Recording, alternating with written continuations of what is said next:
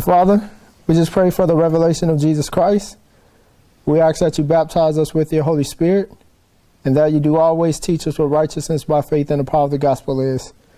We ask all this in Jesus' name we do pray. Amen. Amen.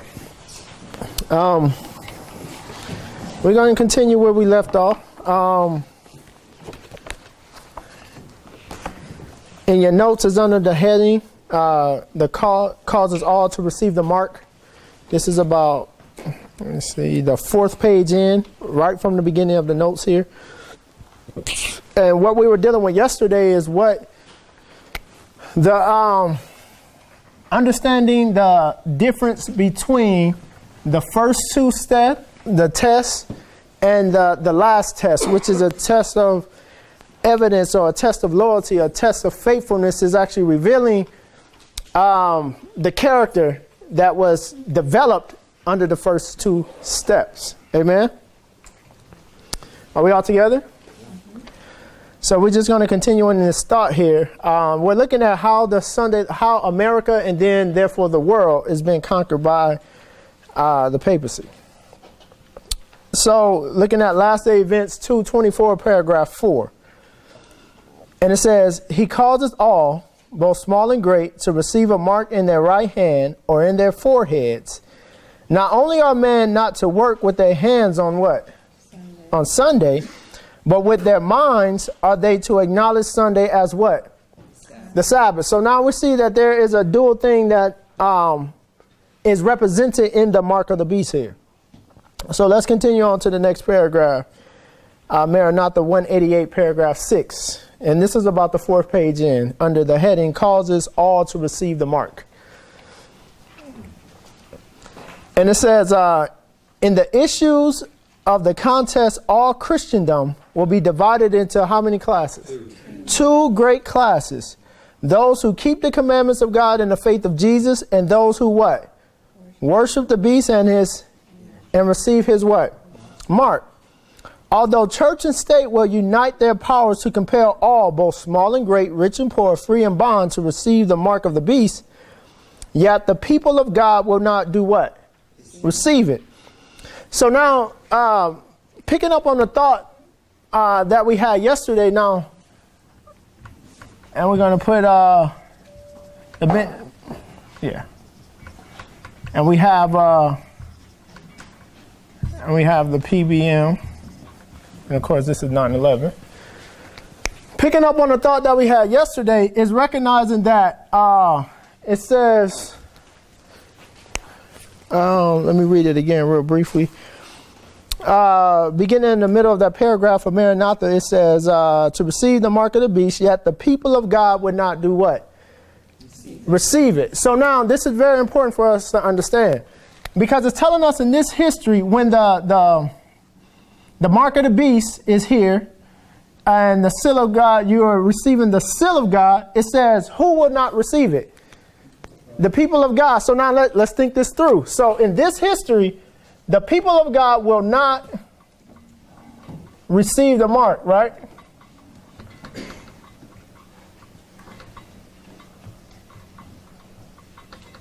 So the people of God will not do what? Now let's go to Revelation 18.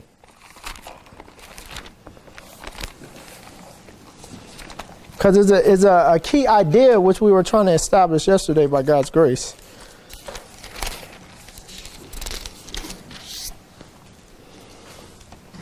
Revelation 18, beginning at verse 1. And it says, and after these things I saw another angel come down from heaven, having what? Great power. And the earth was lightened with his glory, right? Now we're recognizing that the 4th angel is joining the 3rd angel, and we're seeing that the angel of Revelation 18 is lighting the whole world with his glory here at 9/11, right? Are we all familiar with the understanding that there's 2 distinct calls to the churches? We all familiar with that text? Okay. So it said, verse 2, and he cried mightily with a strong voice, saying, Babylon the Great is what? Is what? And become the habitations of what? And the hold of every foul spirit, and the cage of every unclean and what? For all nations have drunk of the wine of the wrath of her what? And the kings of the earth has committed fornication with who? And the merchants of the earth are waxed rich through the abundance of her what? And verse 4, look very closely. And I heard what?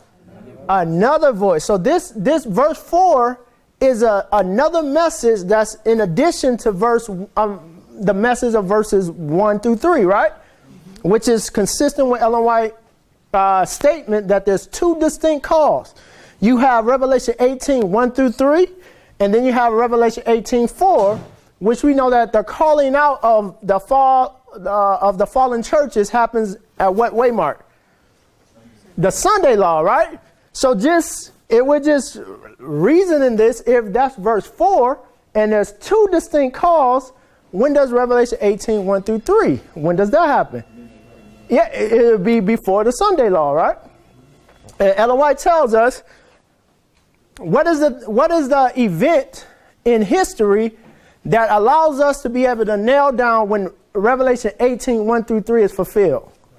9/11, when those great buildings of New York fall, right? Ellen White says it's very plain. And notice she says verse 1 through 3. And then we saw from the Bible in verse 4, there's another voice or another message that is a swelling of that message that we know is at the Sunday law. But I want to look closer at that. So verse 4 said, and I heard another voice from heaven saying, come out of her who? My people. So now let's think this through. Now she tells us here that the people of God will not receive what? The mark of the beast, right? So the loud cry message is come out of her who? My people, right? So this is the Revelation 18, 1 through 4, right? 4. So now, right here at the Sunday law, God is already identifying them as what? So what is that telling us? Do they become God's people at the Sunday law or previous? Before the Sunday law, right? So they're settled into truth at the Sunday law or previous? Before the Sunday law, right? And we're going to deal with because I'm looking at the big scale, but we're going to deal with the more minute. Matter of fact, let's just look at it real quick. Let's look at John. Because he says my people. Exactly. He says, come out of her, my people, which means they had already identified themselves with God even before the Sunday law. And this is a message to the 11th hour. Is it called out of the fallen churches? Yes. Yeah, okay. All right. Yes, is it called? So they have not settled into the truth yet because they didn't know it. They're in the fallen churches. They are in the fallen churches, but they are God's people in the fallen churches, yes. Right. Because the sealing is a settling into the truth, both intellectually and spiritually. Sure. So before, and Ellen White says that we must have a character prepared for the seal of God, right? So that means before this contest even takes place, they have already settled into the fact that God is their God and they are his people. And even God is seconding that because in the loud cry message, he is identifying them as his people already. But they are just in the what? Fallen churches.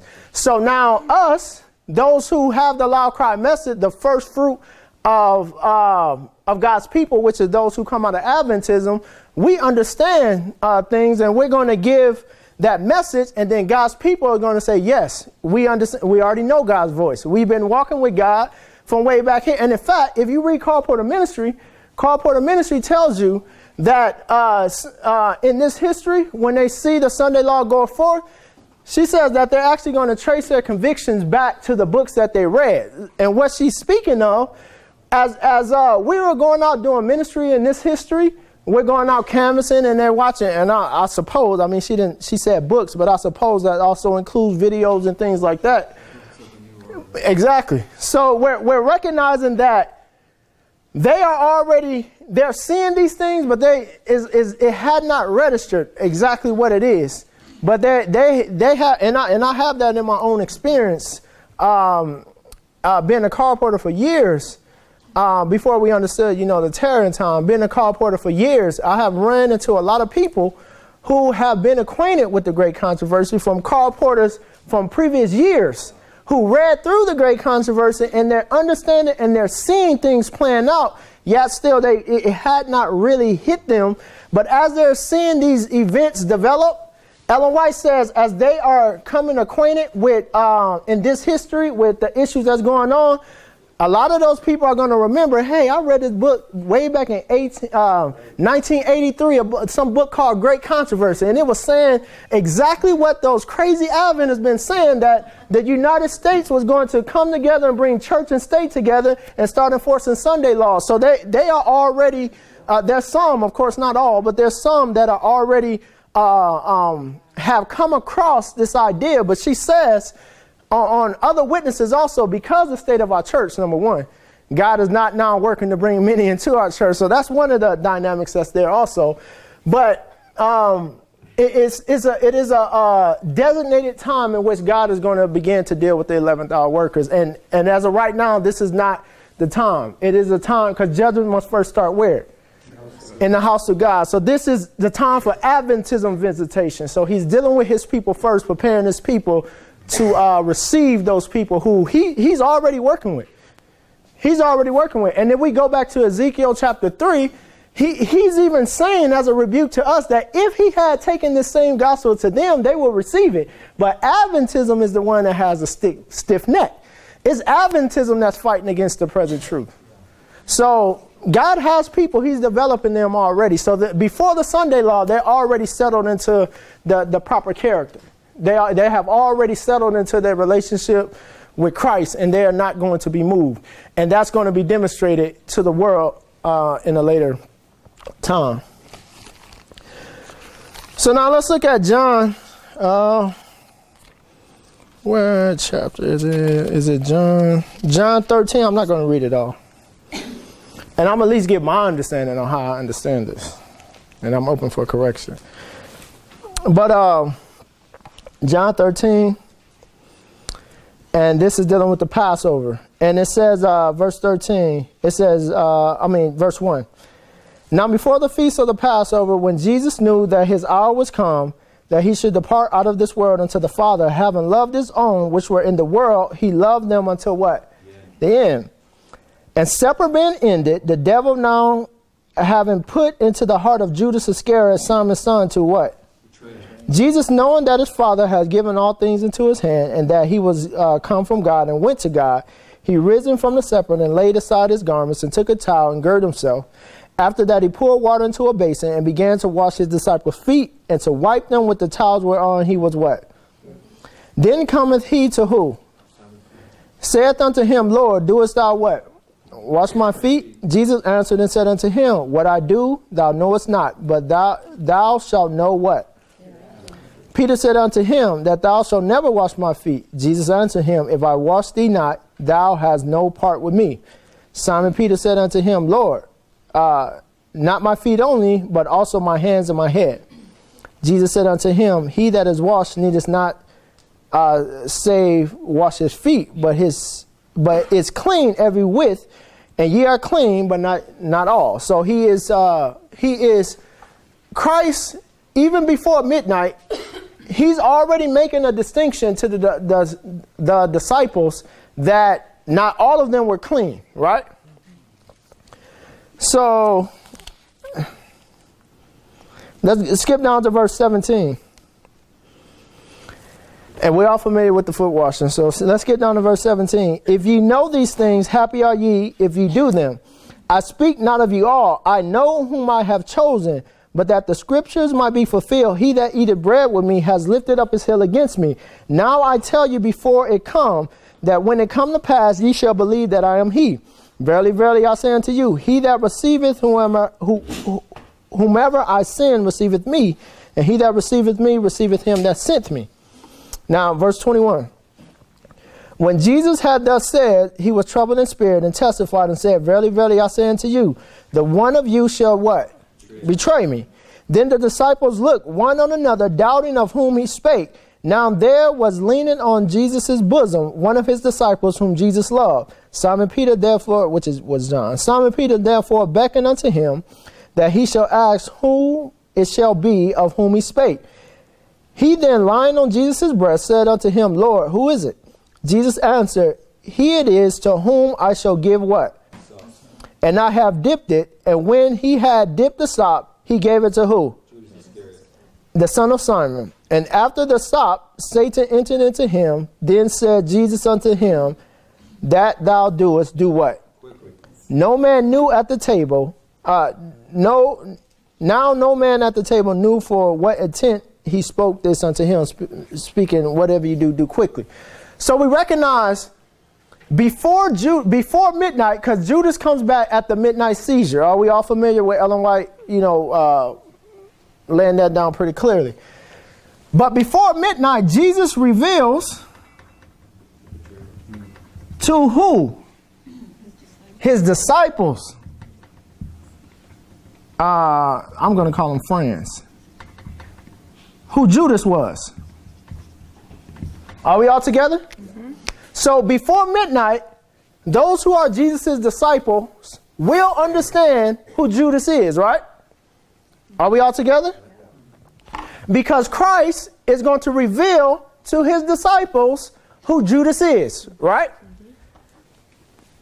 So now Judas comes back at midnight with who? Crowd. He comes back with what? He comes back with friends. Who are his friends that he comes back with? The priests and who else? Rome. Now in this history, Rome now understands the role of Judas, right? In this history before midnight, and bringing it down to our line, our understanding, in this movement, we are going to know who Judas is in this movement before midnight. But is Rome up to speed who Judas is in this movement right now?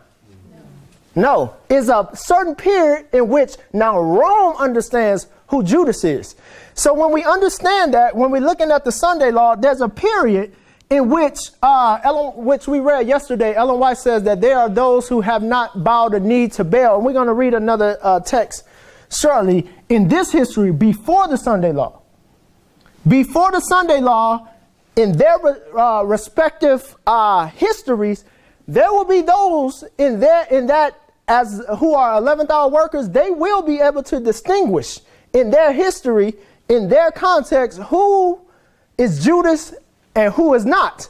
But nevertheless, it's not until Rome is the one that is when they put forth that Sunday law that now is on a more worldwide corporate level. See, you're dealing with an internal level here. Jesus told his disciples. So now there's an internal level. The disciples know. I know who Judas is. But at this point, Judas is now revealed to the Roman personnel, or the Roman army, or whatever you want to call it, Rome, as what his work was. We already knew that back here. We knew exactly what Judas was doing, because who told us?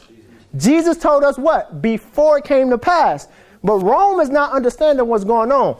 This is why in this history, Ellen White talks about that we are little known of the Catholics or something. Are you anyone familiar with that? We are obscure people to the Catholics, right? But within Adventism, we recognize since midnight, the threefold union is Adventism, Judas, and what? The United States, right? Within Adventism, they are going to know who the priest of this moment is and who Judas is. Adventism knows from this point forward. And I wouldn't doubt, they already know some of us anyway.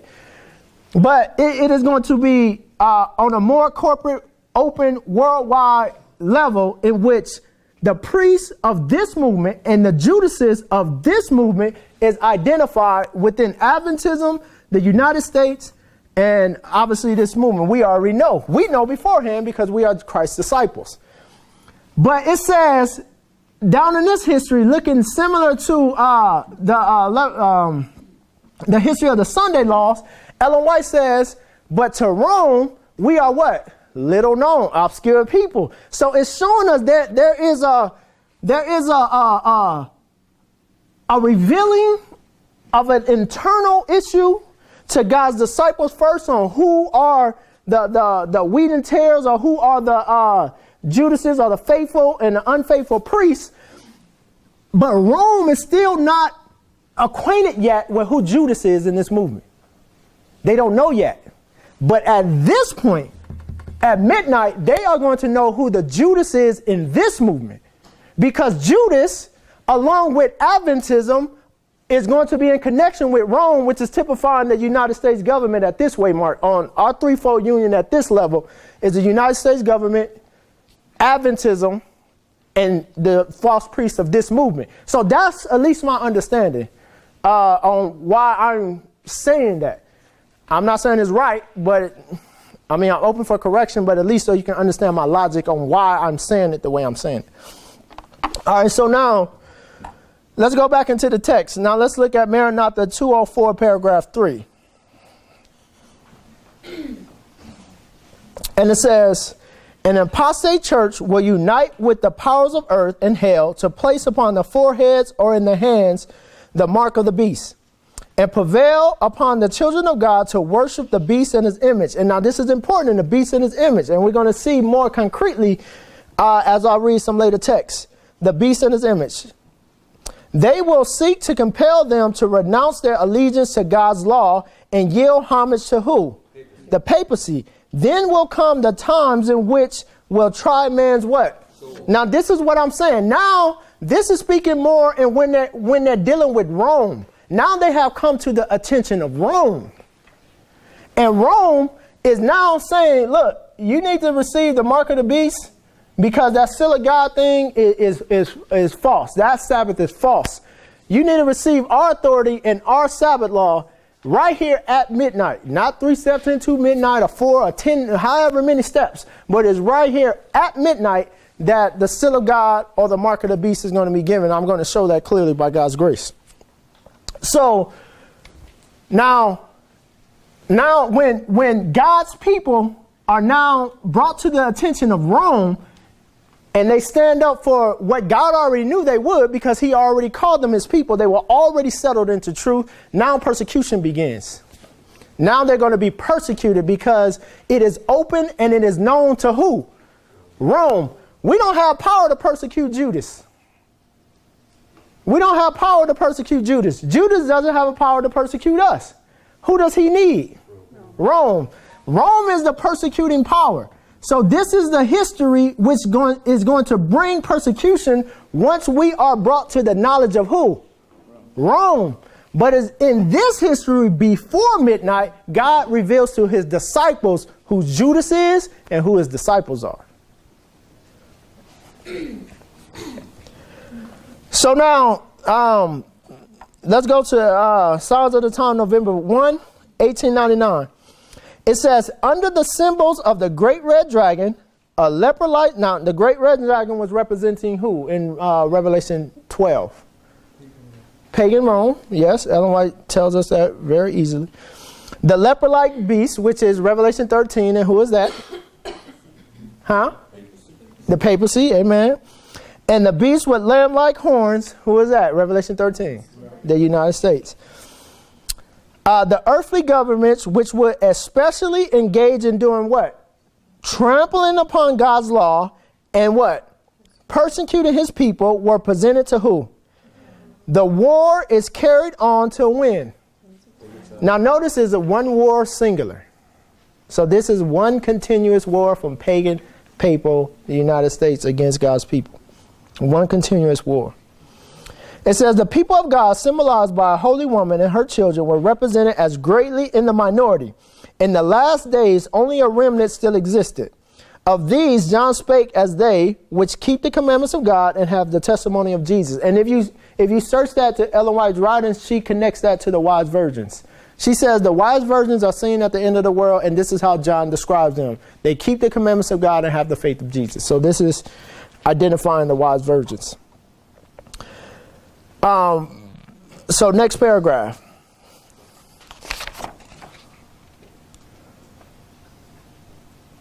Yeah, next paragraph. It says, through paganism, and then through what? The papacy, Satan exerts his power for many centuries in an effort to blot from the earth God's what? Faithful witnesses. Pagans and what? Were actuated by the same what? Dragon spirit, which we know on the ultimate sense, the dragon is representing who? Satan. Amen. So he was using paganism, then he was using papalism, and now America is going to speak like a dragon. They differ only in that the papacy, making a pretense of serving God, was the more dangerous and cruel what? Foe. Through the agencies of Romanism, Satan took the world captive. The professed Church of God was swept into the ranks of this delusion, and for more than 1,000 years, the people of God suffered under the dragon's ire, which is persecution. And when the papacy, robbed of its strength, was forced to detest from what? So why did the papacy cease to persecute God's people? It's separation of church and state, yeah. So his civil power was taken away from him, right? He still was a church, but he didn't have the civil authority to put some force exactly behind his dogmas. So he still had the message, but in order to implement it. Yeah, he didn't have any, because he didn't have any civil authority. So this is what the whole purpose is from 1798. This is what it's talking about in Revelation 13, that the deadly wound shall be healed. The church has always been there, never went away. So the healing part is the civil part, in which now it has that authority once again to say, this guy's a heretic, take care of this guy. You know, now they can't do that now. At least normally, you never know what they're doing behind the scenes, but at least not out in the open. So that's very key to remember. So robbed of their strength, they were forced to detach from persecution, or to stop persecution. John beheld a new power coming up to echo the dragon's voice and carrying forward the same cruel and blasphemous work. This power, the last that is to wage war against the church and the law of God, was symbolized by a beast with what? Lamb-like horn. The beast preceding it had risen from the sea, but this came up out of the earth's peaceful rise of the nation, which is symbolized. So now we recognize that this is talking about America, and America is going to carry on the work of persecution. And a lot of people take this text and they just run with it, but we're going to look at some more text real briefly to give a little balance to this. So now let's read this, and then we're going to skip a few pages just because of time. It says, by the decree enforcing the institution of who? In violation of the law of God, our nation will what? Disconnect herself fully from what? Now this is important. So when America makes a national Sunday law, they disconnect fully from God, right? And another word that we use to say they go into apostasy, right? I mean, they fully apostatize there at the Sunday law. That's very important also when we look at some other texts, real briefly. It says, when Protestantism shall stretch her hand across the gulf to grasp the hand of the Roman power, when she shall reach over the abyss to clasp hands with what? Spiritualism, when under the influence of what? The threefold union, our country shall repudiate every principle of its what? Now this is what Brother Tabo has been dealing with. He's been showing from the history of Clovis and the history of Constantine that not only can we just take this broad statement, but now God has actually opened up light where we can start identifying exactly how and when this Constitution is starting to and how it is going to be repudiated, and the steps that the American government is going to take to do that. So praise God for that addition that Brother Tabo is sharing with us. So it says the Constitution has a Protestant and Republican government and shall make provision for the propagation of papal falsehoods and delusion. Then we may know that the time has come for the marvelous workings of Satan, and that the end is what? Near. As the approach of the Roman armies was a sign to the disciples of the impending destruction of Jerusalem, so may this apostasy be a sign to us that the limits of God's forbearance is what? That the measure of our nation's iniquity is what? So on one level, that's a close of probation, right? Mm-hmm. And we're going to look at this more, but we know this already because it has been put in the public record for how many years, that as God is judging his people, he is simultaneously judging the nation in which his people dwell, right? We see that in Egypt. Are we all familiar with that idea? Are we all familiar with that concept? I see blank faces. Okay, yeah, maybe that's something we could deal with one day, God's grace. So it says, and that angel of mercy is about to take her flight, never to return. The people of God will then be plunged into those scenes of affliction. So now let's think of this. And this is, and whether it's midnight cry, or the Sunday law, as we are brought to the attention of Rome, and our characters are now being manifested, and we receive the seal of God right here at midnight. Right here at this point, we're receiving the seal of God. How do we know that? Because persecution starts on those who have the seal of God. Are we all together? If we got the seal of God 3 steps into midnight, or however you want to do it, there could be no persecution until after the 3 steps into midnight. That means you have to receive the seal of God right here at this point of midnight, or right here at this point of the Sunday law, or right here at this point of the midnight cry, because persecution follows the seal. Those who have the seal are the ones who are persecuted. Are we all together? They're not persecuting those who have the mark of the beast. So that means we're going to get the seal of God right here at midnight. And then because of that, we are going to be persecuted, or we're going to be thrown in the oil press. And when we're thrown in the oil press, then it's going to manifest, even though God has settled it here and it was manifested here to us internally. Now God is lifting us up before who? The world.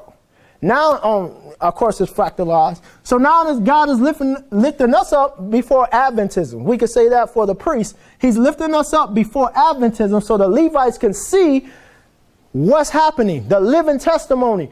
But that is because we are being persecuted because we have the seal already. Now we're thrown in the oil press. Now is only manifesting the oil that we got in this history from 9/11 to PBM, midnight cry. We have to, midnight. So we really need to settle in really soon, because how it's looking, God is really drawing those curtains closed, or that door is closing on us more and more every day. So now let's get past this next bullet here, because this is the same history that Brother Thibault has been covering, of the history of Clovis and the relation of Clovis to Constantine and all that history. And because of time, I'm not going to cover that. But it's the same information that Brother Thibault has been given. So we're going to skip past that, and we're going to look to the Sunday laws in each country.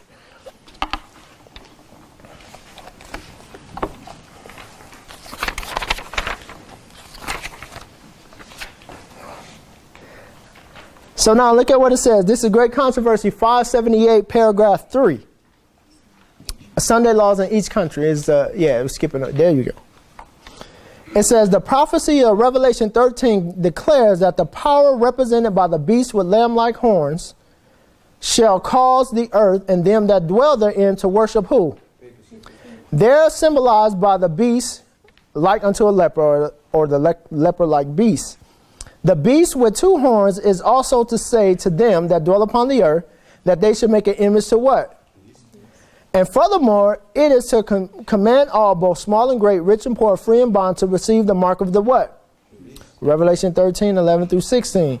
It has been shown that the United States is the power represented by the beast with lamb-like horns, and that this prophecy will be fulfilled when the United States shall enforce Sunday observance, which Rome claims as a special acknowledgement of her what?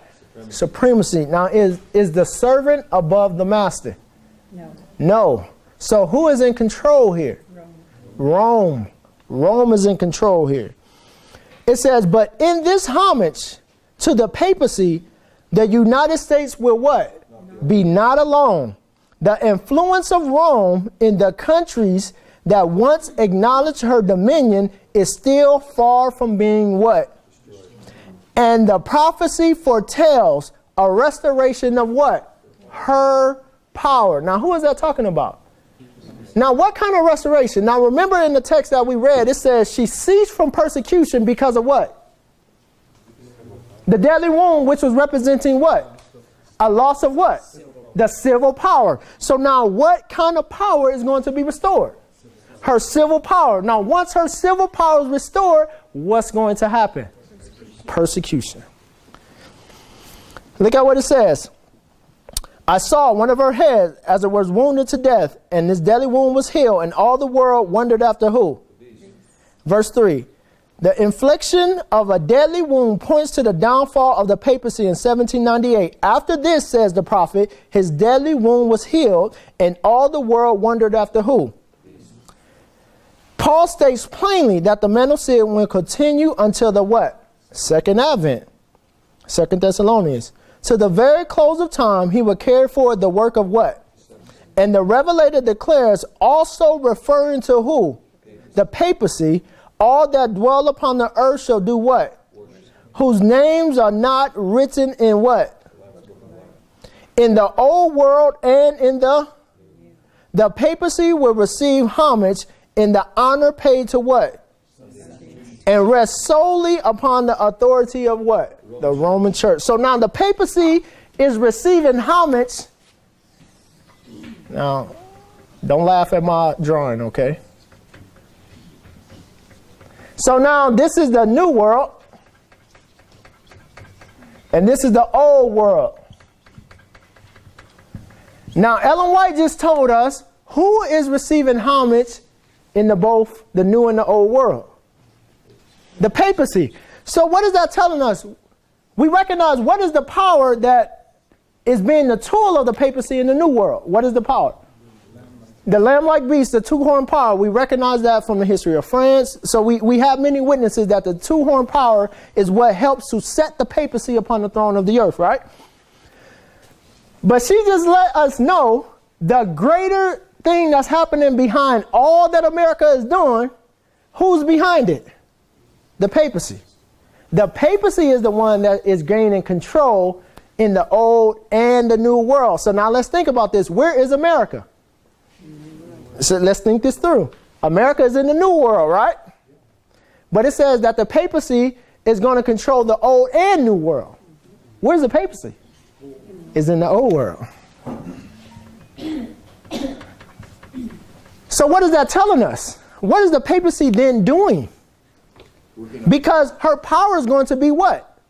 Restored. So now if the papacy is running the entire world, which is Daniel 11 what? What verse is this? Daniel 11 what? It is Daniel 11, 40 through 45. But when does she take Egypt?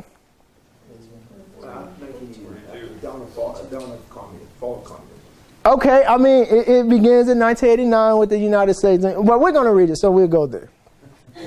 So now, we recognize that America is in the new world, the papacy is in the old world, but she's telling us that they are working in concert. Now, America is the papacy's what? Arms, right? Now, do we remember the fact that, and it's been a while since, people cover this, but remember Haman. Haman is hung on the gallows when? When is Haman? Who is Haman? At what waymark is Haman hung on the gallows? The Sunday law. Haman is representing the death of who? The United States. But then how many sons did Haman have? He had 10 sons. And what happened to them? They were hung on the gallows, right? So this represents 10. Now what does 10 represent in this history? The United Nations, right? So this is also representing Daniel when the papacy takes Egypt, right? So now, but we recognize on other lines that Trump, who is the last president of the United States, in this time of the parallel kingdoms, as the sixth kingdom is going down, what is rising? The United Nations, right? And Trump is the premier king, right? He's represented by who? Ahab. Who else is Trump represented by as the premier king? Clovis. Who else? Constantine, you could say. Alexander the Great. Napoleon. Everybody, right? So now we recognize that as Trump transitions and as the United States is going down as the sixth kingdom of Bible prophecy and the seventh kingdom is rising, now Trump as the premier king of the 10, he's still in alliance with the papacy. What has taken place in this history between the United States and the papacy it's still the same president that is now has become the king of the premier king of the 10, as located in Bible prophecy. We recognize that even now the United States is, premier in the United Nations. But as far as when the seventh kingdom actually stands up, we recognize that that relationship is still there between Trump and the papacy. So now, let's go to 6 Testimonies 18.2. It says, as America, the land of religious liberty, shall unite with the papacy in what? Forcing the what? So they're doing what? Forcing. And they're uniting with who? The papacy, enforcing the conscience and compelling men to honor the what? The people of what? No, we got it. Every word. The people of what? Every country on the globe will be what? Led to do what? Follow her what? Example. So now who goes first? America. But then what? Every country on the globe does what? Follows her example. And this is the conquering of Egypt. Because the world is represented as Egypt, which is represented as the 10 kings, which is represented as the dragon, and all these different symbols there, which I know we're familiar with. So it says, our people are not half awake to do all in their power with their facilities within their reach to extend the message of warning. Next paragraph. Charges against authorities and powers. The less we make direct charges against authorities and power, the greater work we shall be able to accomplish, both in America and in foreign countries. Foreign nations will follow the example of who?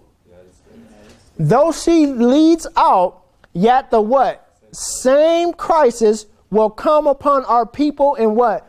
All parts of the world. So America leads out. Now, what is the crisis that's coming? We read it yesterday. What's the great crisis? The Sunday law crisis, right? So it says, though America leads out, we recognize that America makes a national Sunday law first. They are leading out in this apostasy, so to speak. She says that what? They all are going to follow suit, right? So they're all going to make what? National what? Sunday laws. Every nation is going to make what? A national Sunday law. And we're going to, A nation is defined by its law. Exactly. That's the speaking of a nation, yeah. So when every nation is going to speak through the influence of America, being the premier king of the 10, every nation is going to follow suit in giving homage to the papacy by legislating that national Sunday law. And like Brother Tabo had brought up yesterday or a couple of days ago, that we recognize that different nations, it may be a little bit easier from some than others, given whatever kind of governmental structure they have. Some may have to be like America with their conventional, what's the word, brother? Constitutional conventions, but some other countries may not have so much red tape. They may just be a few guys meet together and say, hey, this is what we're doing, and that's just what it is. So, different countries have different laws. But let's continue down. It says, the law of God cannot be made void by the law of a nation. When the law is trampled under dust, when the law is trampled in the dust, the sacredness of the commandments of God will be vindicated by those who are what? Now look, you see what's happening? Remember, we learned yesterday that the Sabbath is a what? A test of loyalty. It is a sign, but we learned yesterday that is a what? It's a test of loyalty. Loyalty is faithfulness. So it is a manifestation of what? Faithfulness. But the purpose of the manifestation of the faithfulness of God's people that have developed that faithfulness between 9/11 and midnight. Well, here, 9/11 and midnight is what? Because God's law is trampled. And what is God trying to do with his law? He's trying to vindicate his law. And this is why we recognize that God is doing something internal here. He's showing us what's going on in the internal movement. But here on a greater level, his law is going to be trampled. But he needs to lift some people up to do what? Vindicate his law. That's what he's doing in this history. He's lifting people up to vindicate his law. And he's saying, yes, I have the power to make you righteous. I told you I can make you righteous by faith. Now I'm going to demonstrate that I can do it. I can do it. And in fact, not even I can do it, I'm going to demonstrate that I have done it. And now look at these people. Look at my servant Job. Look at these guys. They are living testimonies that I made them righteous, just like I promised that I can do for you. So now as these guys are entering into the inquiry and they're seeing the ensign being lifted up, and they're saying, wait a minute, if God made these people righteous while I'm in my time of probation, that means God can make me righteous. So now, let's continue on. The commandments of God will make a way for the advancement of truth and enable its advocates to present its value before men. There's a beauty and force in the truth that nothing can make so apparent as opposition and persecution. Why are they being opposed and persecuted? Because they already have the seal of God. We have to get a hold of that the seal of God is given right here at midnight, not 3 steps into midnight, not 4 steps, 10 steps into midnight. It's given right here at midnight. And this is why you're thrown in the oil press, because you have received the seal right there at midnight. Because that's the third what? What's that? What test is this at midnight? For us, third test, right? Right here at the third test, you receive the seal of God. Now that you have the seal of God, God needs to vindicate his law because they are making his law void, whether it's within Adventism or whether it's in the world. They're making God's law void. Number one, somebody had brought it out. I think Brother Chawatu was bringing out the fact that whenever God's people come into a league with somebody, that's sin. God already told us not to league with those who are not of of the faith, so to speak. Because Ellen White, you equally yoked. And Ellen White tells us even not to enter into business enterprises with those who are not of the faith, right? So the fact that Adventism, Judas, and the U.S. government is in cahoots, that's sin. God's law has been made void already, just even in that fact alone. So now God needs to do what? He needs to lift up an ensign to do what? Vindicate his law. And as he's doing that, what are they going to do? They're going to persecute you. But that means you have received the seal right here at the third step at midnight.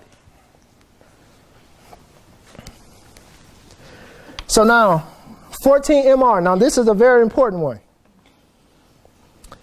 It says, John beholds the loyal people of God, and he exclaims, here is the patience of the saints. Here are they that do what? And have what?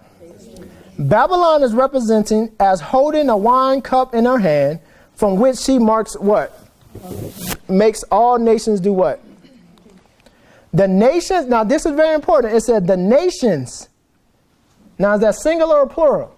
Now, remember we were earlier when we're dealing with America, it says when America makes a national Sunday law, they disconnect themselves fully from who?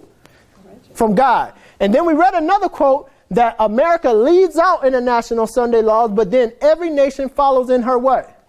Her footstep. Now, this is a very important point that we are about to read. It said the nation, so this is plural. So this is talking about the 10 kings, right? Mm-hmm. Line upon line, we recognize this is Egypt, this is the 10 kings. The nations commit what? Spiritual fornication by what?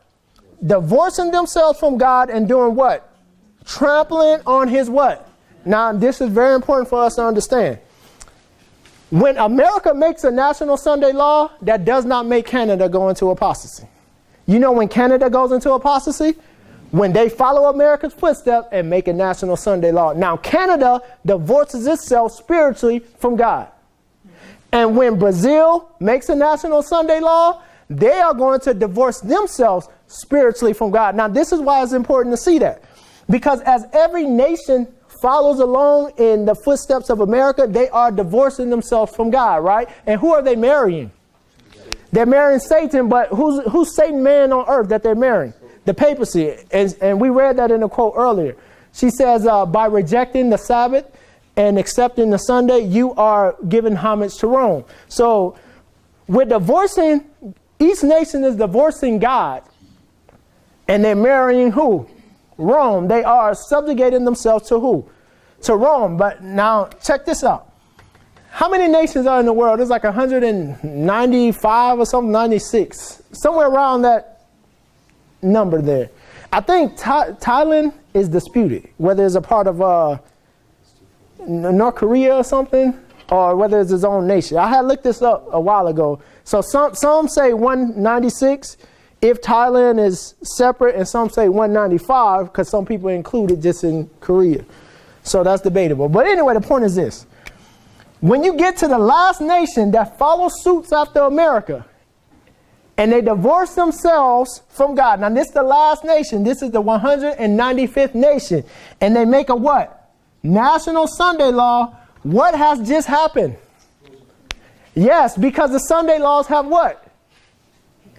They have become what? Yeah, they are disconnected, but the Sunday laws have become what? Worldwide, or what's another word for worldwide? Universal. So now as every nation follows the U.S.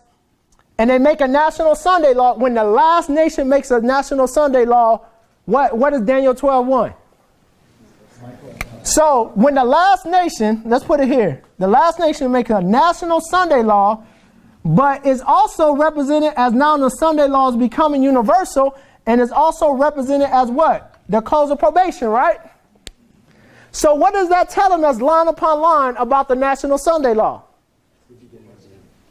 It is the beginning of the end, but let's look at it line upon line.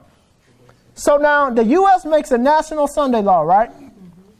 Canada, in real time, let's say, argument's sake, a week later, makes a National Sunday Law, right? But prophetically, they are in the same place because they made a National Sunday Law just like the U.S. They are divorcing themselves from God, right? So now let's say Brazil is the last nation. They make a national Sunday law, and now the Sunday laws become universal Sunday laws, which is the close of probation, right? So that means line upon line, the national Sunday law in the United States is what? It's the close of probation. That's what it is. For who? The United States. It is typified by the universal Sunday law, or when the Sunday laws become universal and Michael stands up. Now, does Michael stand up at the National Sunday Law of the United States?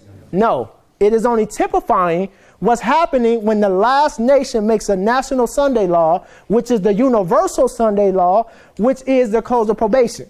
So we are spot on by saying the national Sunday law is what? The close of probation. Yeah, but that too. And it's followed, one step at a time in real time. That's real time. But line upon line, when a nation makes a national Sunday law, it has cut itself off fully from God. There is no more probation. There is no coming back. It's done. It's done. So God's people that's in that nation, they settle into truth before the national Sunday law. And they receive the seal of God right here at this point. And now from that point forward, they are being demonstrated, which is being typified when the 144,000 are going through the time of Jacob's trouble in the death decree, which we already know the Sunday laws are typifying the death decree. So that's why we have the binding off right here after midnight, or the oil press, which is typified by when the death decree goes forth, and the time of Jacob's trouble after the probation closes. And this is what we're seeing at midnight. Probation closes because midnight is the Sunday law. The Sunday law, line upon line, is the universal Sunday law, which is the close of probation. So midnight is the close of probation. Midnight is where we receive the seal of God or the mark of the beast. And then we're thrown in the time of Jacob's trouble, the oil press. Are we all together? I know that was a lot of concepts I just threw together and smashed it together. But nevertheless, that's the good thing about having media. You can always go back and watch it, and you can take as long as you want to study it. Amen? So, let's see. Let's skip to the next page. And there's the last paragraph on that page. Matter of fact, that's the same page. Let's just skip down to the last paragraph. Maranatha 2:14, 6 through 7. It says, nations will be stirred to their very center. Support will be withdrawn from those who proclaim God's only standard of what? The only sure test of what? So persecution starts after they receive the seal, right? So that means they receive the seal right at midnight, not 2, 3, 4, 5, 10 steps into midnight. Are we all together? So it says, and all who will not bow to what? The decree of the national councils and obey the national laws to exalt the instituted by the who? To the disregard of God's holy day will feel not the oppressive power of what? Popery alone, but of the Protestant what? The image of the... So now you have two problems in the Sunday law. Not just America.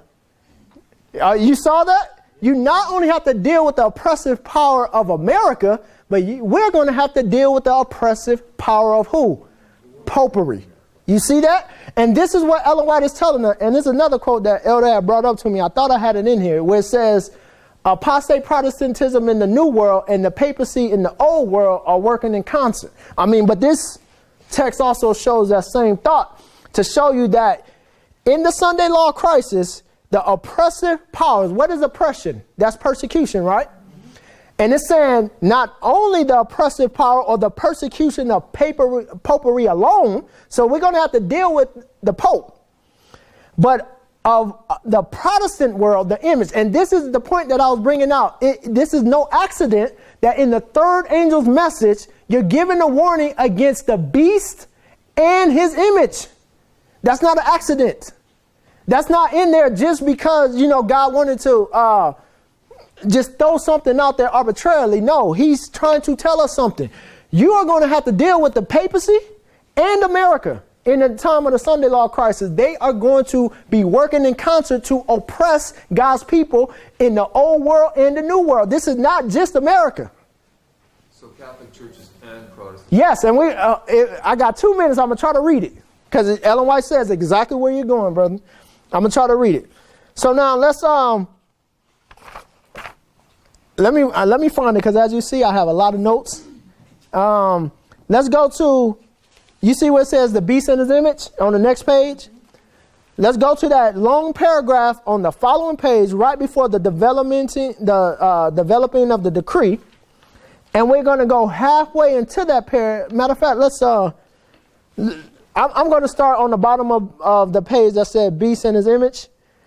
You see where it says, and I saw that the two-horned beast had a dragon's mouth. And you see that? It's the last paragraph on the page that said beast in his image. Are we all there? Yes. You see it? It says, I saw that the two-horned beast had a dragon's mouth, and that his power was in his head, and that the decree would go forth out of his mouth. Then I saw the mother of harlots, that the mother was what? Not the daughters. So the beast and the image are not the same powers. But Ellen White just told us that the beast and the image are going to be oppressing us. Are we all together? This is why the third angel gives a warning, not only against the image of the beast of America, but also of the beast of papacy. So it's saying, it's warning us, we need to look out for the papacy and America. So it says, I saw the mother of the harlot was not the daughters, but separate and distinct from them. She had had her day, and it is past. And her daughters, the Protestant sect, were the next to come on the stage and to act out the same mind that the mother had when she persecuted the saints. I saw that as the mother has been declining in power, the daughter has been growing, and soon they will exercise the power once exercised by the mother. I saw the nominal church and nominal Adventists like Judas will betray us to the Catholics to obtain their influence to come against the what? Truth. Do we know where I am? It said the saints then will be what? Obscure people, little known to the Catholics. Now this is what I'm bringing out. We're little known to Rome in this history, but God is going to reveal to us in this movement the distinction between the wise and the foolish. But we're little known to Rome, but in this history, when Judas, Adventism, and hook up with the American government, which is representing Rome, now we're brought to the attention of Rome. Now because of the charge of sedition, now persecution is going to start on the wise priests of this movement. We're going to be thrown in the oil press, but that's because we already have the seal at midnight. And we have the seal at midnight because in the sealing time, which is 9/11 to midnight, we settled into a character that would not be moved. And it's only now being demonstrated in the oil press. That's it. So it says the Catholics, as those who disregard little known to the Catholics, but the churches and nominal Adventists who know of our faith and customs, which is Judas, for they hated us on account of the Sabbath, for they could not refute it, will betray the saints and report them to the Catholics or report them to Rome. Is in this history of midnight that you are brought to Rome's attention. And this is what Ellen White is trying to tell us about now. In the darkest hour, they're going to shine. That's a different truth from before midnight. In the movement, you're going to see the difference between the wheat and tare. Now she's dealing with you being brought to the attention of Rome, which is external power. This is not an internal issue. This is something that's now external, bringing in the power of Rome. That's what's happening there at midnight. Now you're in the oil press. Now you're being persecuted because you received the seal of God at midnight. So it says, then the Catholics bids the Protestants to go forward and issue a what? Decree. That all who will not observe the first day of the week instead of the seventh shall be do what? So now who initiate or who tells America to make the decree? The Catholics. The Catholics are the ones who tells America, yes, it is America that's the persecuting power. Yes, they are the armies of Rome. Yes, we all agree with that. But who is calling the shots behind the scene? Rome. So now let's look at what it says. And it says, and the Catholics whose numbers are large will stand by the sides of the Now this is what the brother was just bringing out. The Protestants and the Catholics are going to unite. The Catholics will give their power to who? The image of the beast, and the Protestants will work as their mother worked before them to do what? Destroy the saints. But before the decree brings or bears fruit, the saints will be delivered by the voice of God. Then I saw Jesus work in the sanctuary will soon be finished. And after his work there was finished, he will come to the door of the first apartment and confess the sins of Israel upon the head of the scapegoat. Then he will put on the garments of vengeance. Then the plagues will come upon the wicked, and they do not come till Jesus puts on that garment and takes his place upon the great white cloud. Then while the plagues are falling, the scapegoat is being led away. He makes a mighty struggle to escape, but he is held fast by the hand that leads him.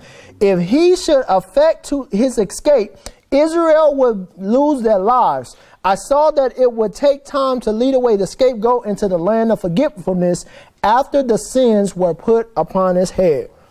Now, because of time, I won't have time to read the rest, but I put it in here for you can always go back and look more. But my point that I'm trying to make is that it is intentional that Daniel 11:40-45 is talking about the role of the papacy. Amen. We need to get a hold of that, because even though America is doing all these things, even the death decree that America makes, who tells America to make it? The papacy.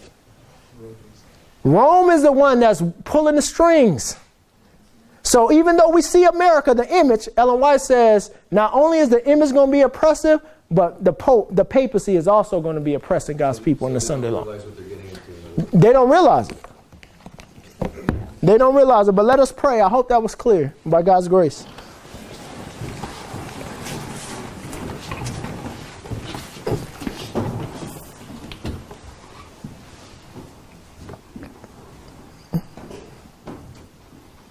Our Father and our friend, we thank you again just for your lovely word, Lord. We really thank you for raising up the prophet Ellen White, Lord. She really sheds a lot of light, Lord. Amen. And it really helps us to see more clear, not only of the promises that you have for us, but the prophetic narrative, Father, as we see the close of our probation is soon, and even on a larger scale, as we see that your second coming is soon. So we thank you for raising her up, Lord. It really has been, I know, a blessing to me, and I'm sure to all of us in here. And Father, even more than that, we thank you for the blessed Sabbath day.